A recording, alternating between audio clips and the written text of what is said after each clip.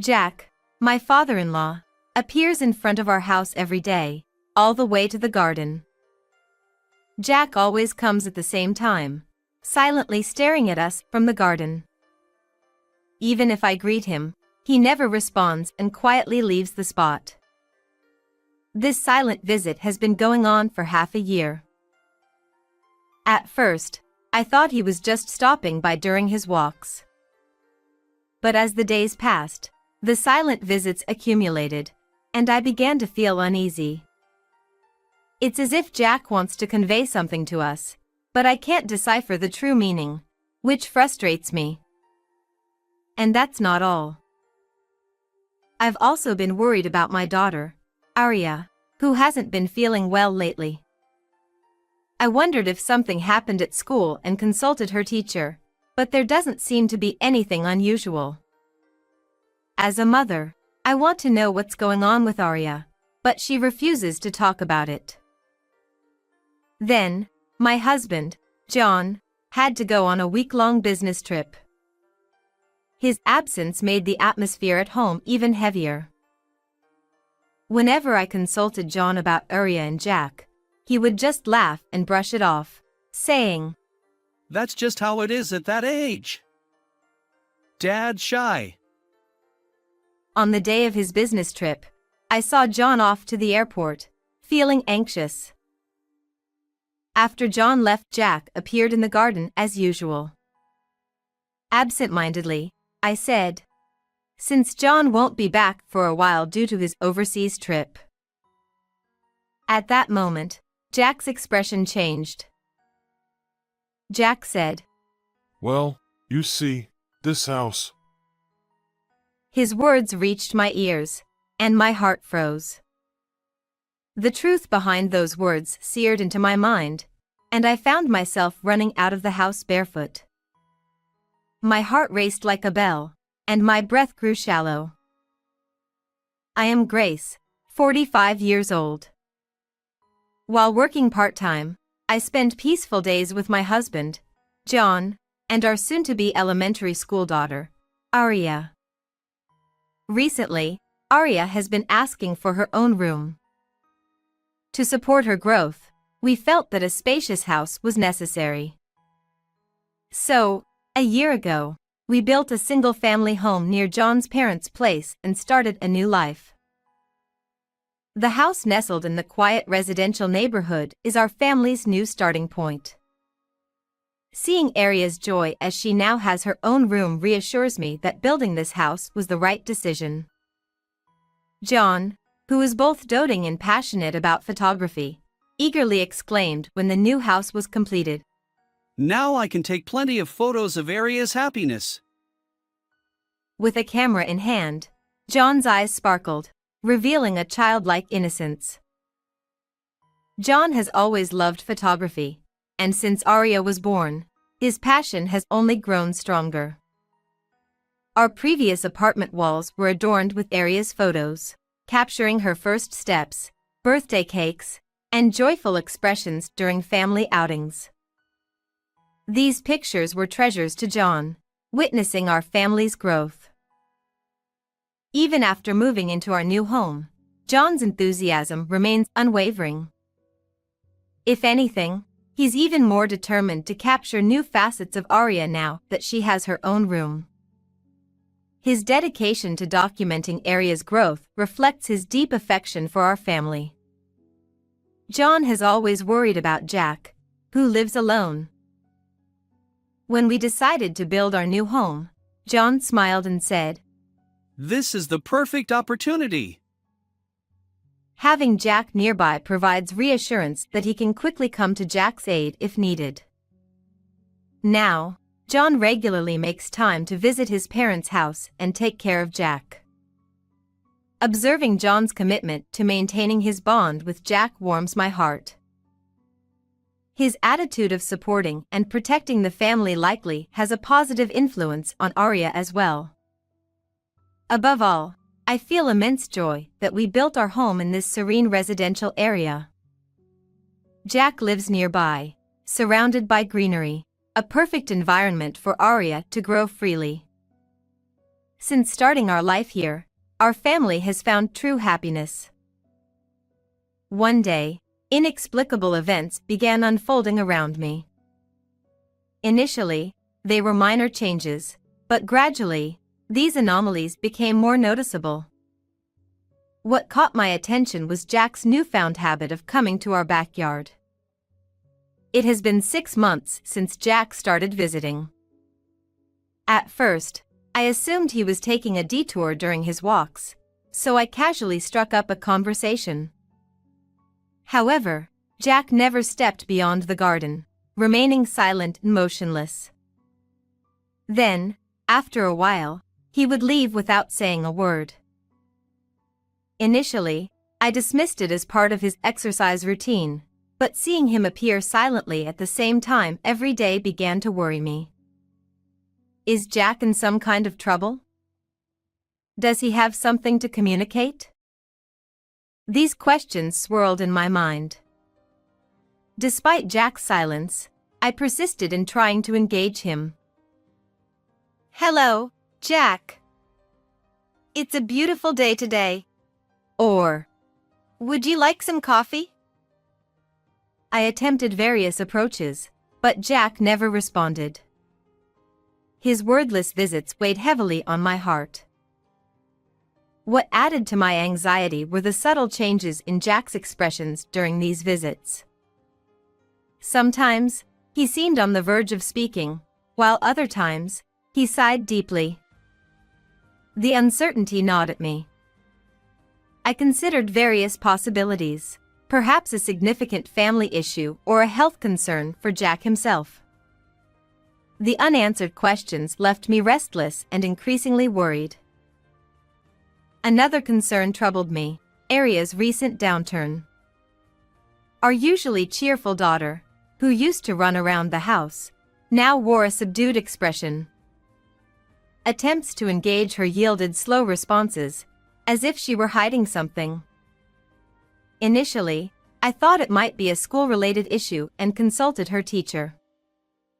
However, the teacher could find no specific problems, no bullying or friend troubles. While relieved, I remained uneasy. Back home, I gently asked Aria, "Did something happen at school? Can you talk to Mom?"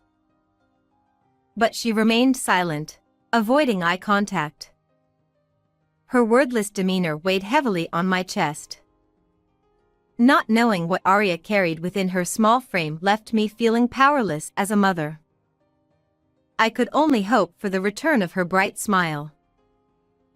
Worried, I confided in John about Aria. I detailed her recent behavior, hoping he might have insights.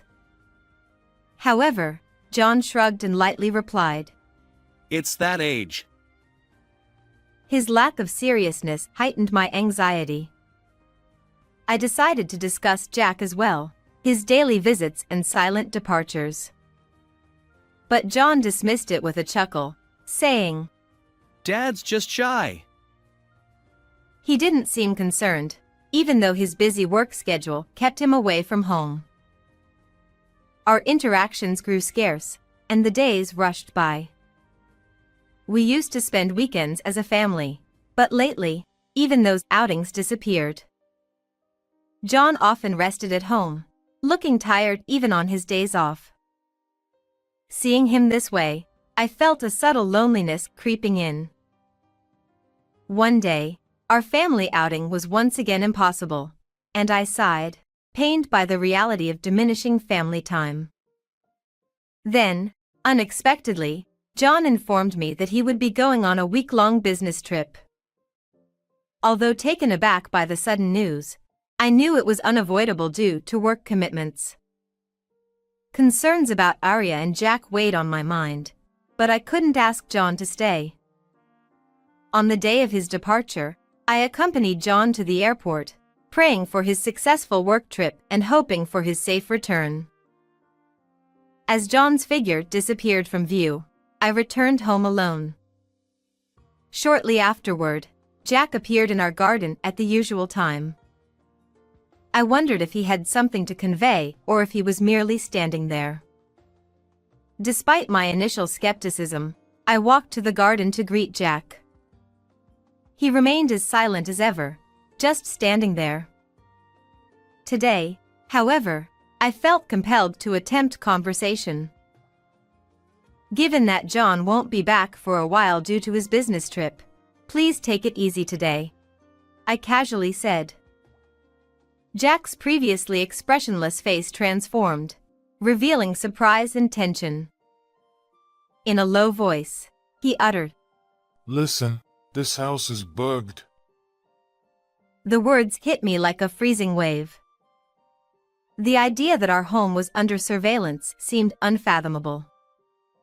But as the truth sank in, I acted on instinct. Without thinking, I tried to run across the garden and out of the property, my heart pounding like a bell. Fear and confusion swirled within me as I fled.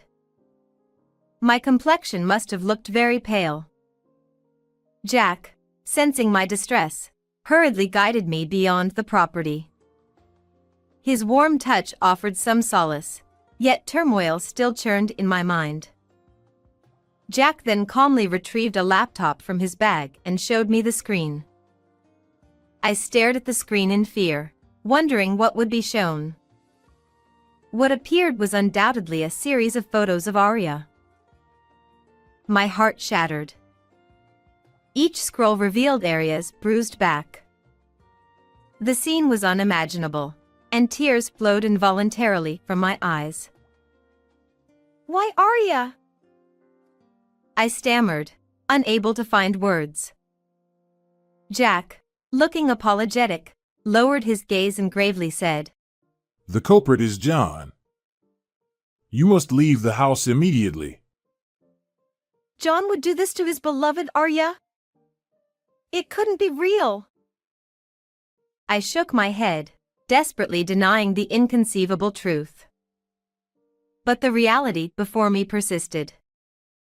Jack's face bore both sadness and deep regret. He began to explain. Grace, John's visits to my house weren't about caring for me. He was tampering with the computer. My heart constricted further. Why would John do such a thing? The confusion overwhelmed me. Jack continued. I don't use computers, so I left it untouched. I never dreamed it would come to this. Jack's voice was filled with regret and frustration. Jack said that he had happened to attend a class at the community center on how to use a computer and decided to try using his own. He had left it untouched for a long time because he didn't know how to use it, but he finally turned it on again. I was fiddling around with it and noticed some strange data. Jack said in a heavy voice. Could it be that data? It was pictures of Arya. Jack continued. I gasped. I didn't want to believe such a reality was in front of me. Jack went on. I immediately confronted John. I asked him why he did such a thing. But Jack's story made me tremble even more. John had nonchalantly said, I'm just keeping records of discipline. My mind was in turmoil, unable to comprehend. How could such an outrageous statement come from John's mouth? Furthermore, John had threatened Jack, saying, Don't even think about telling Grace about this. John claimed that he had installed multiple bugs in the house. If Jack were to tell me about this, it would become evident immediately. And if Jack did reveal it, John warned with a sinister grin that Arya would suffer even worse consequences. When Jack tremulously asked, Why would you do such a thing? John responded with a laugh, saying, Arya's distressed expressions and voice are adorable. The eavesdropping is a keepsake, a memento. I care for Arya. His words were delivered with unwavering confidence, leaving me speechless. The cruelty displayed by the John I once knew was chillingly different. The horrifying reality seemed to envelop me. Jack attempted to persuade John repeatedly. His demeanor was undoubtedly filled with paternal love and responsibility. To protect Aria's innocent smile, Jack continued to throw words at John, despite the latter's nonchalant dismissal of any wrongdoing. Then, one day, Jack made an especially fervent plea. John grinned as if making a joke and said, "So, will you step in as her father?" The moment Jack heard those words, he must have been shocked. But with determination, he quietly replied, If it's for Aria, I'll take your place. Surely, Jack's resolute words carried immense anguish and love, believing it was the only way to shield Aria. John seemed taken aback by Jack's unexpected response, momentarily lost for words. His face reflected surprise and confusion. However, the silence didn't last long. John regained his composure, narrowed his eyes as if calculating, and finally spoke. "I see. Well, how about this? Instead of using violence on Aria, I'll take money from you?" His words were heartless and ruthless. Jack couldn't have anticipated such cruelty from someone who should protect their family. Despite the circumstances, Jack considered what he could do for Aria. Her safety took precedence above all else. Jack hesitated but nodded. He continued to tighten his belt, handing money to John. Each month, he scraped together funds from his income, quietly safeguarding Aria. The sight of Jack sacrificing for Aria weighed heavily on my heart. His hands, once tenderly embracing Aria, now served as a conduit for payments to John. How much pain must Jack endure? Yet, he persisted, telling himself that if it saved Aria, it was worth it. As time passed, Jack began to realize that John wasn't keeping his promises. Although John appeared to restrain violence outwardly, his discipline toward Aria persisted. With each new photo of Aria, the horrifying truth became clearer, tearing at Jack's heart. Surely, Jack thought, this couldn't continue. But fear of John's threats left him grappling with how to protect Aria's safety. The situation grew increasingly unbearable. One day, unable to bear it any longer, Jack finally decided to confide everything to me. Tears welled up in his eyes, and his voice trembled. Jack clung to me as if collapsing on the spot and, crying, apologized. I tried to tell you many times, Grace, but I couldn't. I'm truly sorry. Seeing him like that, something welled up inside me too. Jack had been desperately fighting to protect Aria. His suffering, helplessness, and his feelings for Aria were painfully evident. Jack. I could barely manage to squeeze out those words. Along with Jack's tears, a resolve was born in my heart. After consulting with Jack, I decided to take immediate action. I couldn't just stand by and watch any longer. I felt a strong urge to do something right away to protect Aria. That day, Jack and I went to the school to pick up Aria. Aria looked surprised but, sensing our tense demeanor, got into the car without saying a word. We didn't return home but headed straight to the child consultation center. In the quiet consultation room, Jack opened the laptop he had brought. The counselor, looking at the photos displayed on the screen, spoke gently to Aria. Aria, I'm sorry you've had to go through such a tough time. But now, you can feel safe. Can you tell us what happened? At first, Aria was hesitant, but gradually she began to open up, shedding tears as she slowly revealed the suffering she had been holding inside. Through her tears, Arya shared what she had kept in her heart. Initially, the incidents were not so frequent, but after we built the house, the memories of John's discipline gradually increased. Before we built the house, John was still kind and rarely violent. However, after moving into the new house, the frequency of his discipline increased day by day.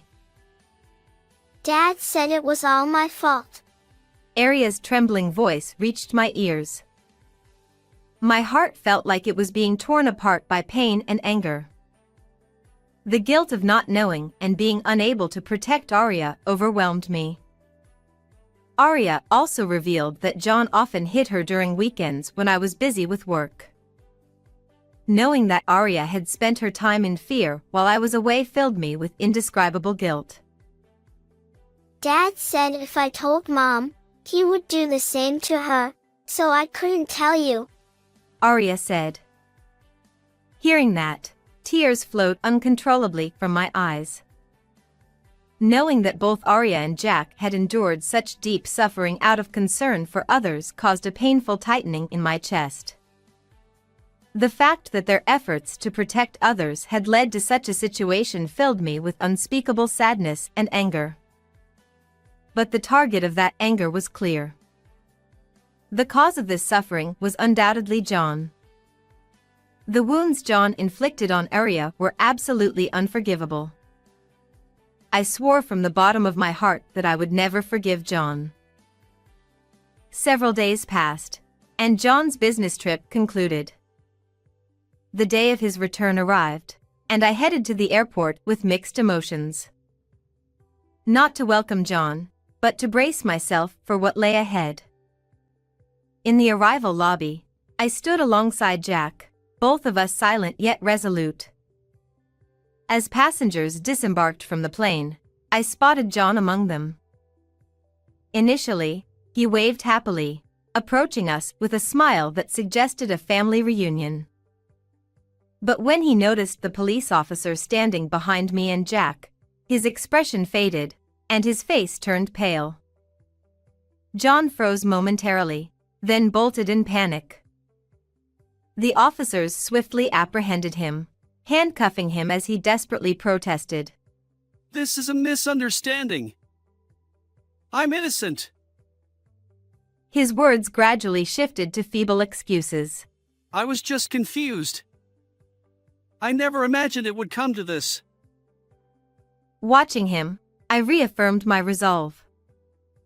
No matter how many excuses he offered, John's actions were unforgivable. To protect Arya, I vowed once more. As John was escorted into the police vehicle, I sighed deeply. The divorce proceedings with John proceeded swiftly, and naturally, Arya's custody became mine. Our family bond was irrevocably severed, never to return. Throughout the legal process, I questioned my decisions repeatedly. But to safeguard Arya's future, there was no other choice. During police interrogations, John claimed his actions were stress relief. Anger surged within me. Stress relief couldn't excuse his behavior. Regardless of the pressures or frustrations he faced at work, directing them toward young Arya was utterly unacceptable. I wondered if John truly comprehends the gravity of his actions. Despite tearful apologies during questioning, my heart remained unmoved. His remorse wouldn't heal the deep wounds Arya had suffered. A long road lay ahead for Arya to heal from the emotional scars inflicted by her own father. On the other hand, I decided to move with Arya and Jack to a new place. Initially, I had considered starting a new life with just Arya, but I quickly changed my mind. Jack's presence loomed large. He had saved Arya from that horrifying situation. I keenly felt that Arya had suffered less because Jack had fiercely protected her. Without him, Arya might have been even more deeply wounded. Jack wasn't merely a stepfather, he was a shield for Arya, a tangible family bond. Arya herself admired Jack wholeheartedly, considering him a hero. The way Arya's eyes reflected Jack's image revealed how dependable he was. Arya's sense of security in our new life stemmed from having Jack by her side. Without him, I might not have noticed John's terrifying actions, potentially causing more harm to Arya. So, moving with Jack was an essential step for both Arya and me. Jack, too, promised never to repeat the same mistakes. He expressed deep remorse and looked me in the eyes earnestly. Even if John plots something again, I'll protect you and Arya. He vowed. His words brought immense relief to my heart. I sensed Jack's unwavering determination and couldn't help but consider the weight of his past struggles and inner conflicts. Jack, too, had made painful choices to safeguard Arya. Understanding this, our family sought to rebuild trust and bonds. We couldn't erase the past entirely, but we chose to overcome it and move forward together. We resolved to support each other, even if our future wouldn't be easy. With hope and courage, we took a new step as a family, believing that we could shape our own future. Despite the past suffering, we would face it together. The future lay in our hands, waiting to be forged. How did you like this story? Please subscribe to our channel. See you in the next video.